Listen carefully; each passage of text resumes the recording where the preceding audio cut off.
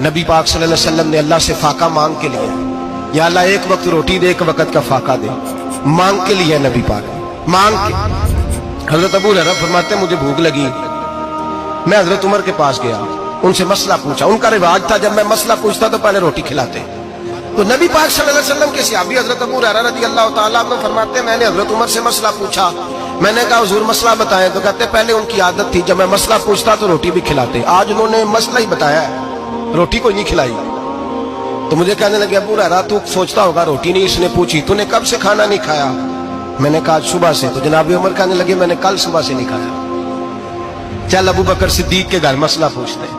کہتے جناب صدیق اکبر کے دروازے پہ گئے، جا کر کے ان سے مسئلہ پوچھا۔ ان کی بھی عادت تھی جب کوئی مسئلہ پوچھنے جاتے تو دسترخوان بچھا لیتے، کہتے آؤ روٹی بھی کھلاتا ہوں مسئلے بھی بتاتا ہوں۔ کہتے گئے تو انہوں نے بھی مسئلہ بتایا، روٹی کوئی نہ پوچھی۔ تو کہنے لگے عمر ابو ہریرہ تم لوگوں نے کل پرسوں سے نہیں نہ کھایا ہوگا۔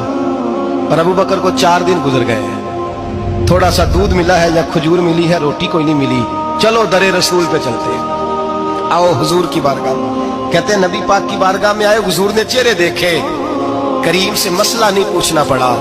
میرے مصطفیٰ کریم نے فرمایا بھوک لگی ہوئی ہے تم تینوں کو؟ 3-4 دن ہو گئے؟ اللہ کے رسول نے فرمایا مجھے پورا ہفتہ ہو گیا ہے۔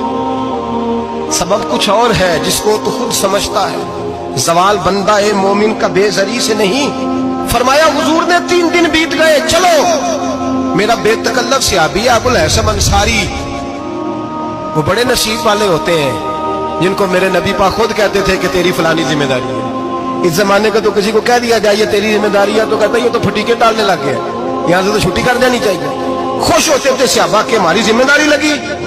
کہتے ہیں حضرت ابو الحسن انصاری کے گھر گئے، نبی پاک نے فرمایا بھوک بڑی لگی ہے کھانا لا۔ کہتے ہیں حضور نے اسے کہا تو اس آدمی کو تو وجد ہی ہو گیا، اس نے کہا میرے اتنے نصیب کہ حضور کا یہ کھانا کھلا۔ آؤ دیکھو دنیا والوں، آج جو سب سے زیادہ عزت والا ہے وہ میرا مہمان بنا ہوا ہے۔ فرماتے ہیں وہ دوڑے گئے، بکری اٹھائی ذبح کی، بیوی کو کہنے لگے روٹی تیار کر، ادھر کھجوریں توڑی، انگور توڑے، کہنے لگے حضور آپ جب تک تناول کریں تب تک کھانا پک جاتا۔ حضرت عمر کہتے ہیں روٹی پک کے آئی، بڑا پیارا گوشت، بڑا اچھا سالن، بڑا خوبصورت خلوص والا کھانا۔ فرماتے ہیں میں نے بڑا ہی کھایا۔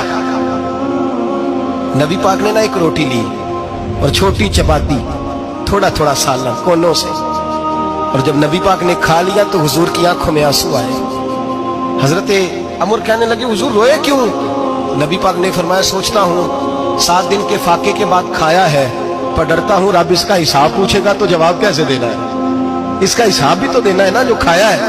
تو حضرت عمر فاروق کے ہاتھ میں کچھ چیز تھی، زور سے زمین پہ ماری، کہا محبوبہ 7 دن کے بعد بھی روٹی کھائے تو حساب دینا ہے۔ نبی پاک فرمانے لگے عمر وہ مالک ہے نا، تو جب دیتا ہے تو حساب نہیں لے سکتا، حساب تو دینا ہے، حساب تو دینا ہے، تیاری رکھو۔